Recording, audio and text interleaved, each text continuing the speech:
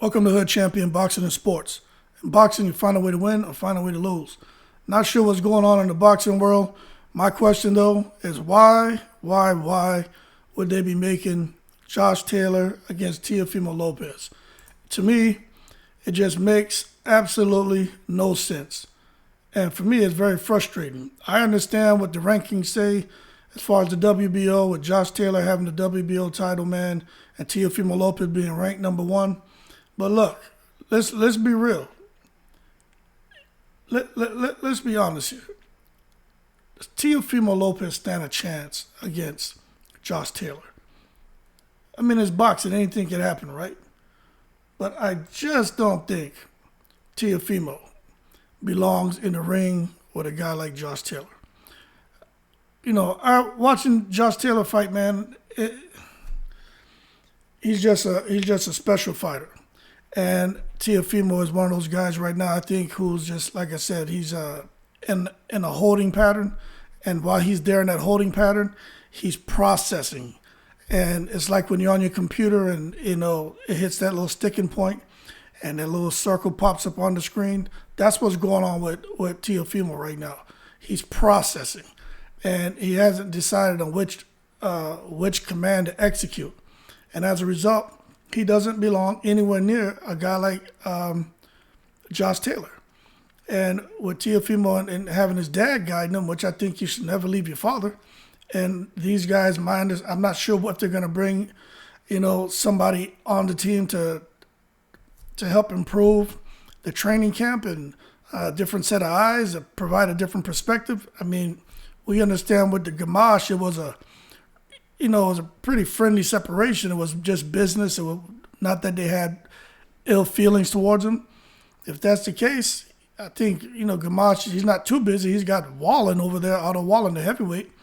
Touch bases with him, bring him back on the team for this fight, because Teofimo Lopez is going to need all the help he can get. But as of right now, Top Rank is planning the fight between these two sometime in the summer in the UK. So I'll stop right there. And although they ducked Regis, Teofimo and his dad ducked Regis, they ducked Regis. Going over to the UK to fight Josh Taylor, let me tell you, man, this is why I say only the fly on the wall really knows things. Bob Arum knew that they were going to make this fight.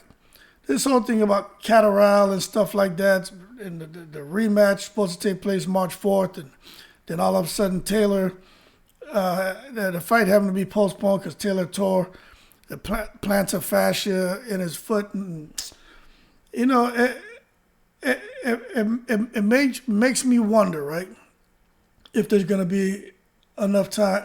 Well, if you listen to Josh Taylor talk about how bad the injury is, etc., but it makes you wonder if he's really going to be, if he was really in that bad of shape as far as the injury in the first place. But if he was, you know, is he really going to be in shape to fight? But nonetheless, Bob Arum knows what he's doing. He's been doing this a long time. And I'm a common sense man. I can smell BS. So I'm not saying Taylor wasn't injured. Obviously he was. He got pushed by the sanctioning body to provide proof. They weren't going for that bull crap either. But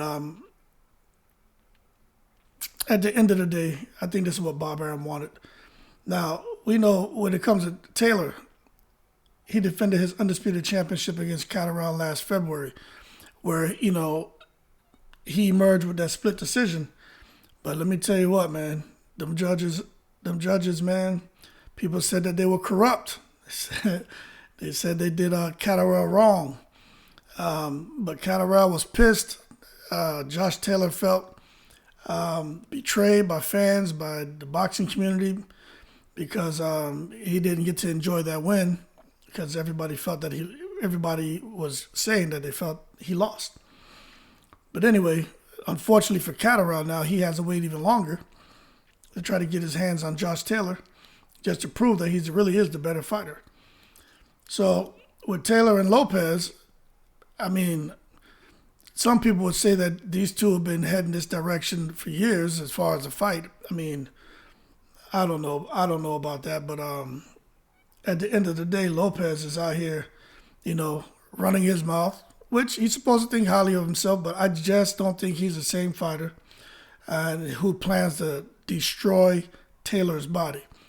You know, how he's going to get in there to Taylor's body, where Taylor has that reach and speed and can counterpunch and he can knock you out. So how Teofimo Lopez figures he's just going to be able to get inside and break down Josh Taylor's body and hurt him, I mean, I don't know. But we're going to get to see if he can do that here coming up in the next few months, if they can actually finalize a deal. And that's the thing. Can they finalize a deal? Which, if the money is right, we know his dad's about money. There should be big money with those guys fighting in the UK. Then, you know, Teofimo Lopez's dad, they should make the fight, and they should be happy. But going forward, I don't know, man. I just don't think Teofimo, man, has it anymore. I just don't think so.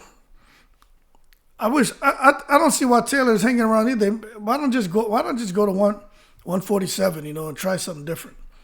Because obviously, you know, Taylor's a very good fighter. He's a very skilled fighter. And even though what's his name, Lopez, you know, he just, there's a disconnect somewhere there, but he's got skill too, man. He's got power. I can't sit here and downplay that. He just got to bring it all back together, man. But I think it doesn't matter. I think Josh Taylor just picks him apart, breaks him down. I just think Teofimo Lopez will get in there and find himself going up against just a whole another Camboso situation, but worse. That's honestly what I think it is. And Teofimo Lopez, I think he's just trying to rely on his God-gifted athleticism, and I think that hope that he has to go in there and pull off a win, relying on just his athleticism against a masterfully skilled boxer like Josh Taylor, I just think his hopes are going to come crashing down, and they're going to go up with a huge bang, and he's going to be we're going to have to watch him over the next couple of months, because messing around with this guy Josh Taylor is just a huge problem. You know, Taylor from Scotland, man, they fighting over in the UK. He's got a huge following out there, man. But for Teofimo Lopez, I just would have. I know they're chasing money. Everyone's chasing money. You know, you heard Anthony Joshua come out and say he's fighting for the money, and they should. I totally agree.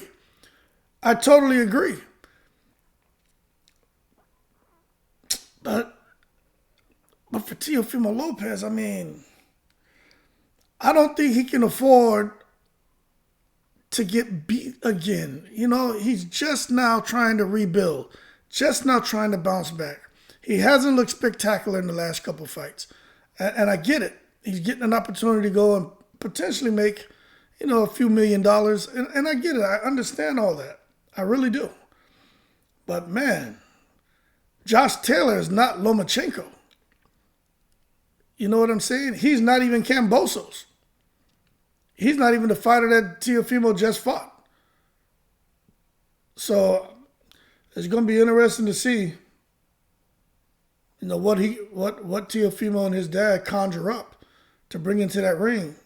And maybe they're counting on Taylor not being fully recovered from that, you know, foot injury or whatever the hell is wrong with his plantar fascia, damn toe, or the arch foot or whatever, man. But I know I had plantar fascia, man. That affected the heels of my feet. That's very painful, man. Very painful, very uncomfortable.